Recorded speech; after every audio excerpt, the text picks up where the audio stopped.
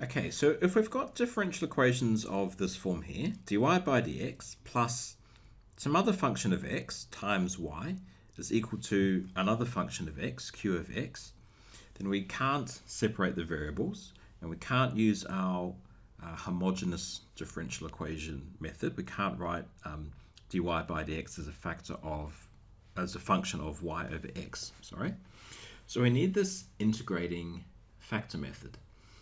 So basically, what we're looking for is some integrating factor, so I, we'll call it as a function of x, such that if we take the derivative of I times y, and they're both functions of x here, then if we end up with I as a function of x times that dy dx plus p x y, then that should be equal to I times q, whereas I and q are both functions of x. The q was just from here, and now I is a function of x. Okay, so why would that work? Because if we integrate both sides here, I'll highlight, then on the left side, we'll end up with just iy, because integrating will undo that differential operator.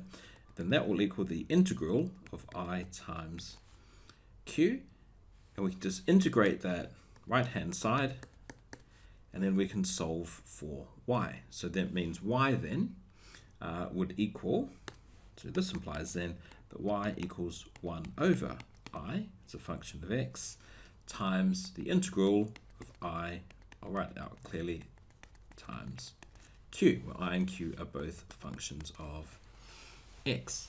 So how do we go about finding such an integrating factor? Okay, so let's come back to this part here. So let's just use the product rule and differentiate it. Okay, so using the product rule, we'll have the first one. Let's just write I. I'll do the same format as your book if you want to go back and look back to it. So got the first one times the differential of the second, dy by dx, plus, I think your book uses I dash for the derivative of I, so I'll just use the same, but it's just di by dx. So I'll write I dash of x times y. Okay, so if we have that equal to, then the right-hand side, so this part here, let's just write it all out. So we'll multiply through by the I. So then I get I times dy by dx plus I times p, it's a function of x, times y. Okay, so we just compare the coefficients on the left and right hand side. So in front of the dy by dx is just I, so that's fine. And then we've got this I dash is equal to I times py, which is the coefficient of px times y, which is the coefficient of y.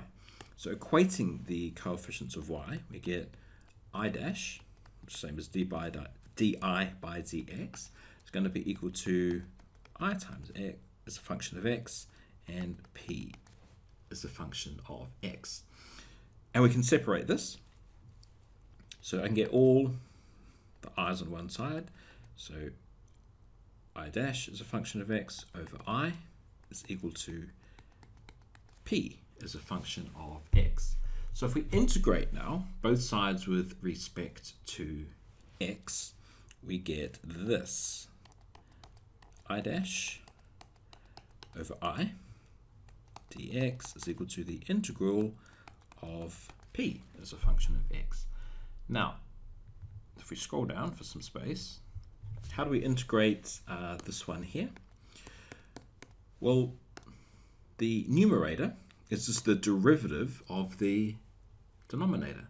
So integrating that then just becomes ln, I'll use the absolute value sign, I. Okay, and that is equal to, or the integral of p, as a function of x, dx, And then, well, we can plus the c. I can do it on the left-hand side or the right-hand side because I've integrated the left-hand side here.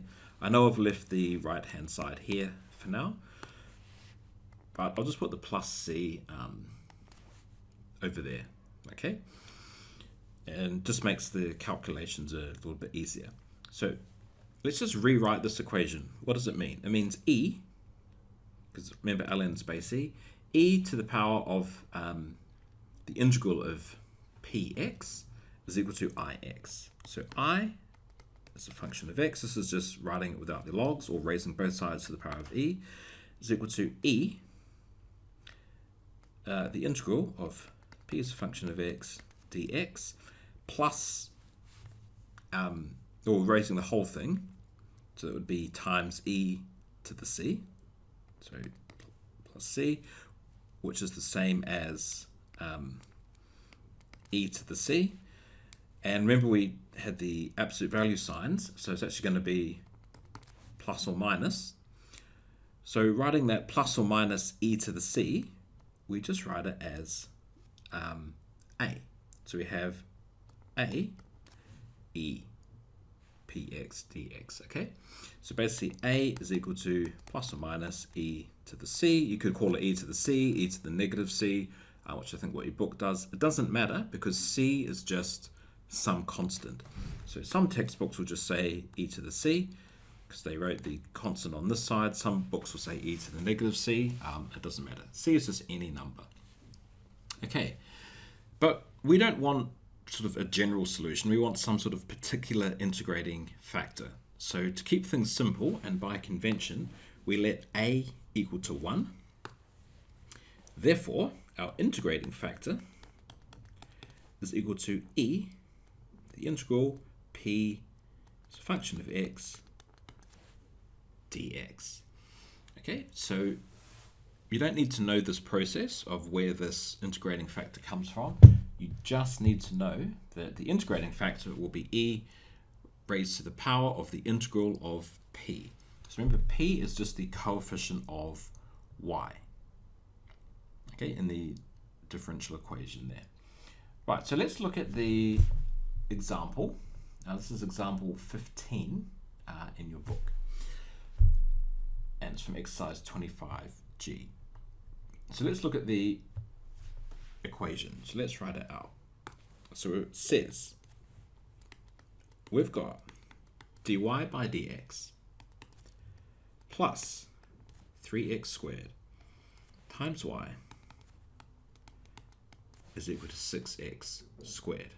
So let's work out the integrating factor. Well, the coefficient of y is 3x squared, and we said our integrating factor is e to the power of the integral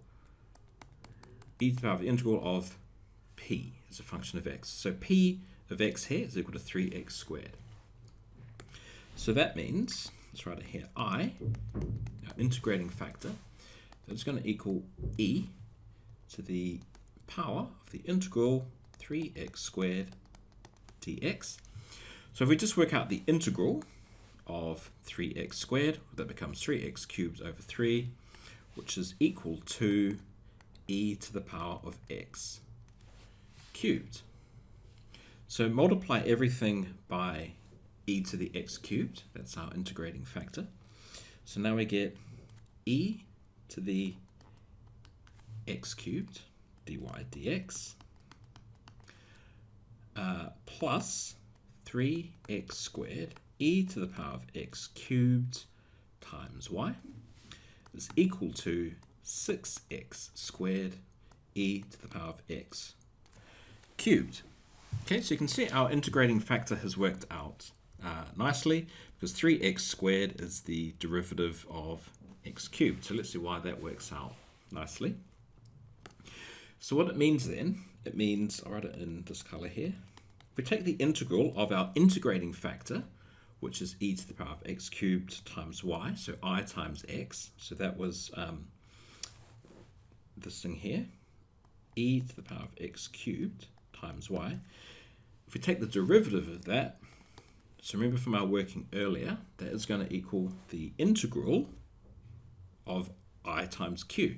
So q here was 6x squared. and I was ex cubed. It's going to be the integral of, let's write it as q times I, so we can see a bit clearer what's going on.